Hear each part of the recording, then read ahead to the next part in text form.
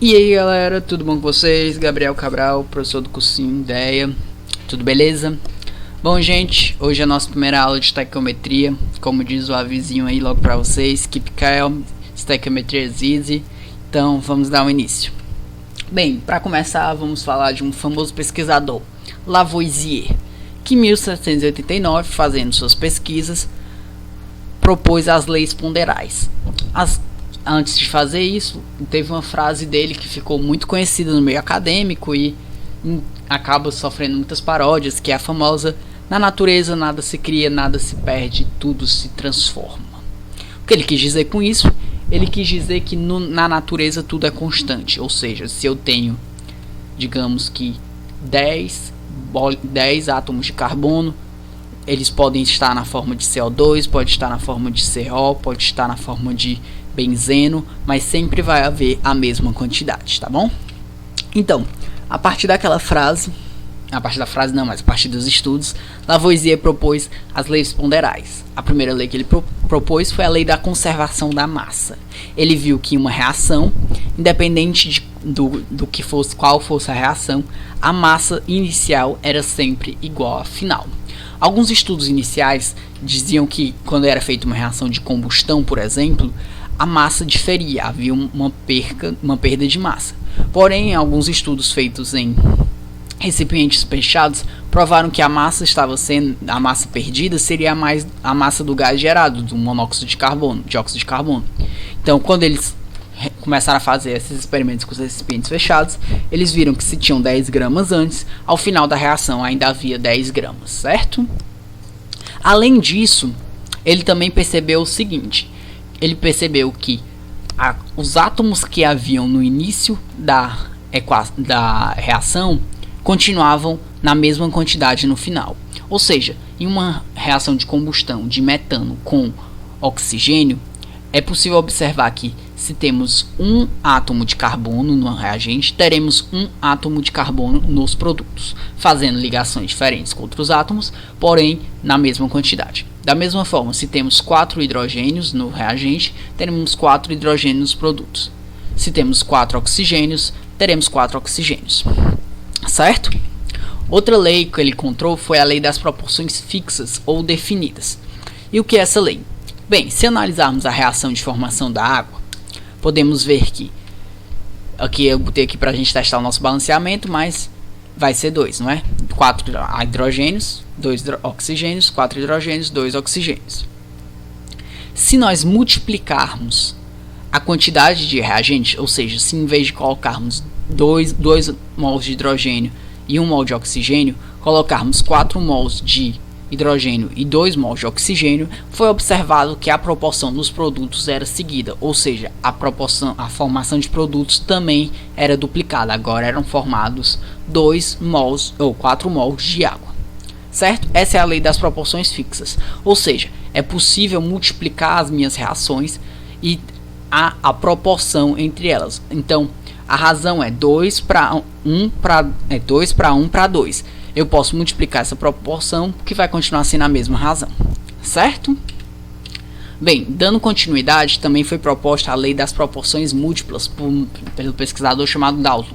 Vocês devem ter visto já ele nos modelos atômicos, modelo de Dalton.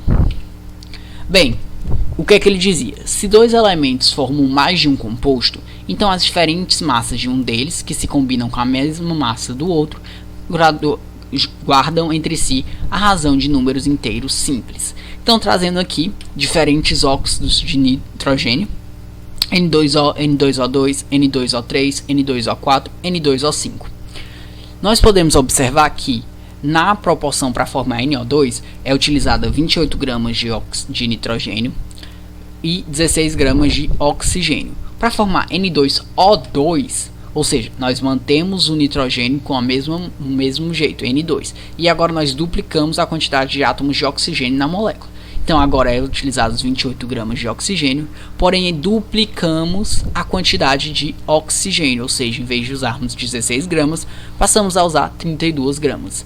Da mesma forma, se passássemos de NO2, de N2O para N2O3, nós triplicamos a quantidade de oxigênio. Então temos que triplicar a massa de oxigênio fornecida. Da mesma forma, se passarmos de N2O para N2O4, nós quadruplicamos a massa fornecida, e para O5 nós quintuplicamos a massa que devemos fornecer para ele poder formar, mantendo sempre constante o nitrogênio. Certo? Essa foi uma das leis propostas. Bem, então essas foram as leis ponderais. Vamos dar continuidade. Massa atômica. A massa atômica é uma unidade de massa atômica, 1U, corresponde a 1/12 da massa de um átomo de carbono. A massa de um átomo de carbono com 6 prótons e 6 nêutrons é atribuída a uma massa de exatamente 12U. Os demais elementos foram estabelecidos, portanto, relativo a esses. Bem, então o que é a massa atômica? A massa atômica é a massa de cada elemento e ela é dada por U. U é tipo quilograma, grama, velocidade, uma unidade. U é equivalente a quanto? U equivale a 1,66 vezes 10 a menos 24 gramas. Então vocês podem ver que um U, ou seja, se eu analisar um átomo de carbono que possui 6 prótons e 6 nêutrons, ele vai ser uma massa muito, muito pequena, não é? Que é a 1U. Visando isso, como nós fazemos reações em quantidades bem maiores, porque nós não trabalhamos com um átomo de carbono, trabalhamos com 1 mol, por exemplo, foi criada a quantidade de matéria, ou mol, e a constante de Avogadro. Bem, mas o que é mol? Mol foi um termo criado por William Oswald em 1896 e vem do latim o significado de monte ou pilha, ou seja, é uma quantidade. Mol se refere a uma quantidade de matéria. Então, mol é a grandeza para a quantidade de matéria que possui um número de unidades fundamentais, átomos, moléculas ou outras partículas, igual ao número de átomos presentes em 12 gramas do isótopo carbono. Então, um mol ele é o equivalente a 6,0221415 vezes 10 a 23 partículas. Então, o que isso quer dizer? Significa que se eu te dissesse que eu tenho 1 mol de laranjas, significa que eu tenho esse valor de laranjas, de partículas de laranjas. 1 mol de carbono significa que eu tenho essa quantidade de moléculas de carbono, átomos de carbono. Esse número aqui é a famosa constante de Avogadro.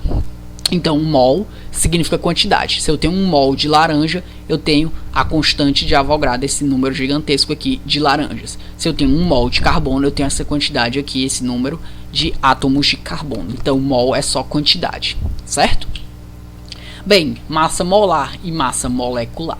O que é a massa molar? A massa molar é a massa em gramas de 1 mol de qualquer partícula. Então, por exemplo, o carbono ele tem uma massa molar de 12 gramas por mol, o que significa que a cada 1 mol, ou seja, a cada 6,02211 vezes 10 a 23 partículas de carbono, ou seja, de átomos de carbono, eu vou ter uma massa igual a 12 gramas, certo? Já a massa molecular é a massa obtida pelo somatório das massas atômicas dos elementos que compõem a molécula. Então, a massa molecular é o famoso U. Então, por exemplo, no carbono, a massa molar do carbono é 12,0107 gramas por mol. E a massa molecular dele vai ser 12,0107 U. Essa transformação aqui é só o mol, que é a constante de Avogadro, então continua a mesma coisa. Então, se vocês estiverem fazendo a questão e for dada a massa molecular, é só vocês converterem ela pela massa molar, só trocando a unidade. O valor numérico continua o mesmo, certo? Bem, fórmula mínima empírica e molecular. A fórmula mínima representa a menor razão de números inteiros entre os átomos de um composto, ou seja, uma molécula que tem diferentes átomos na sua formação, carbono, hidrogênio, nitrogênio, oxigênio. A fórmula mínima vai indicar qual é a razão mínima entre a quantidade de cada um desses átomos. Já a fórmula molecular indica o número real de átomos em cada tipo de uma molécula. Então vamos analisar o benzeno, por exemplo. O benzeno possui uma fórmula molecular de C6H6. O que significa? Significa que o benzeno possui 6 carbonos e 6 hidrogênios. A razão entre carbono e hidrogênio é o que? É 1 para 1, porque eu tenho 6 carbonos e 6 hidrogênios. Então, para cada um carbono, eu tenho um hidrogênio, não é? Então, a fórmula mínima, que é o valor dessa razão, é CH. C1 para um C para 1H. Ah, mas por que isso me é útil? Porque se você estiver fazendo uma análise, você conseguir obter a fórmula mínima, você sabe qual é a proporção. Se você sabe, por exemplo, que eu estou buscando analisar qual é um composto, e eu sei que a fórmula mínima dele é CH, e eu sei que esse meu composto tem 4 carbonos, eu consequentemente sei que ele tem 4 hidrogênios também, certo? Bem, e como identificar a fórmula mínima? A partir de uma composição percentual. Uma questão pode ser o quê? Ele pode te dar as porcentagens de um elemento e te pedir qual é a fórmula mínima dele. Como é que você vai fazer isso? Você vai supor 100 gramas da amostra, ou seja, ele vai te dar só as porcentagens.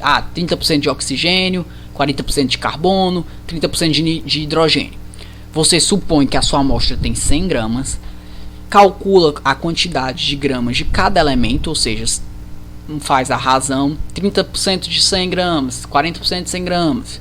Calculou isso, você vai usar a massa atômica para encontrar um número de mols de cada elemento, ou a massa molar no caso.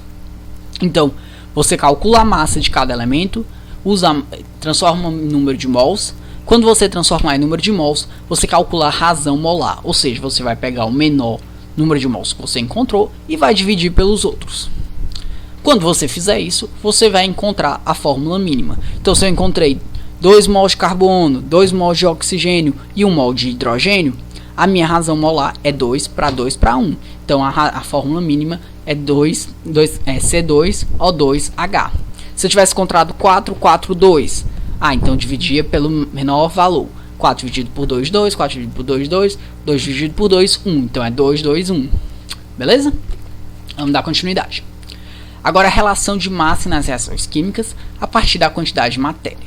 A equação química balanceada, não esqueça, a gente já viu o balanceamento, então foco, permite a determinar a quantidade em massa necessária de os reagentes para obter a massa de produtos usando a quantidade de matérias em mol. Então, por exemplo, uma reação de obtenção da amônia, que possui o quê? 3 mols de H2 reagindo com 1 mol de N2 formam 2 mols de NH3. Então essa minha reação me fala o quê? Que 3 mols reagem com 1 mol e formam 2 mols.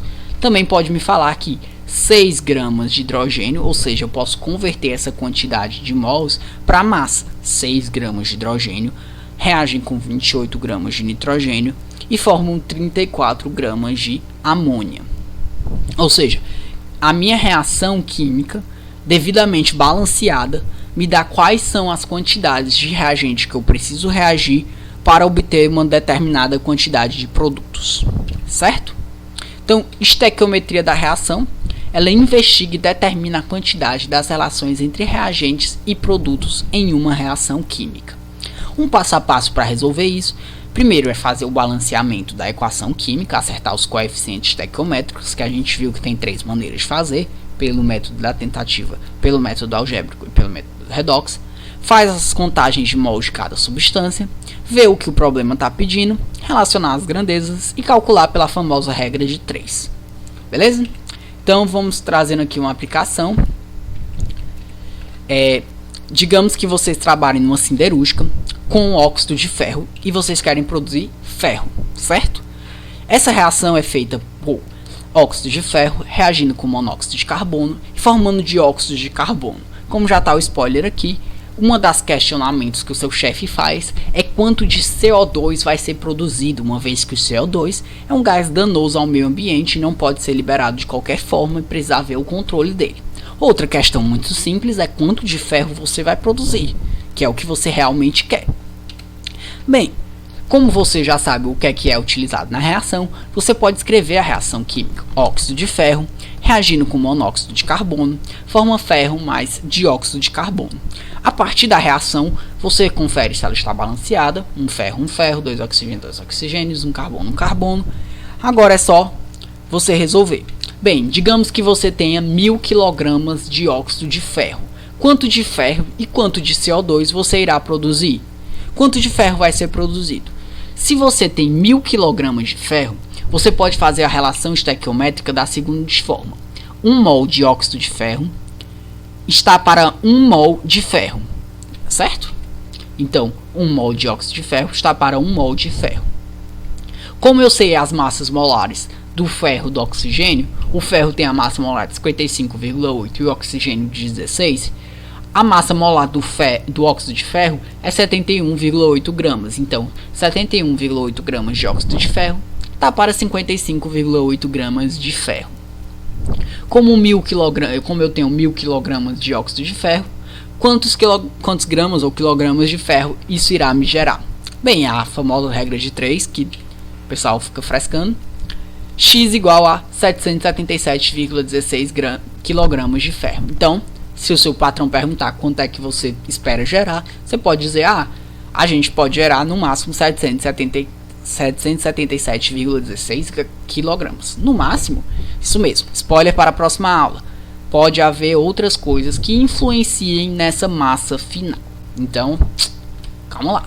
Outra coisa, ele quer saber quanto de CO2 é produzido, já que é um gás danoso ao meio ambiente.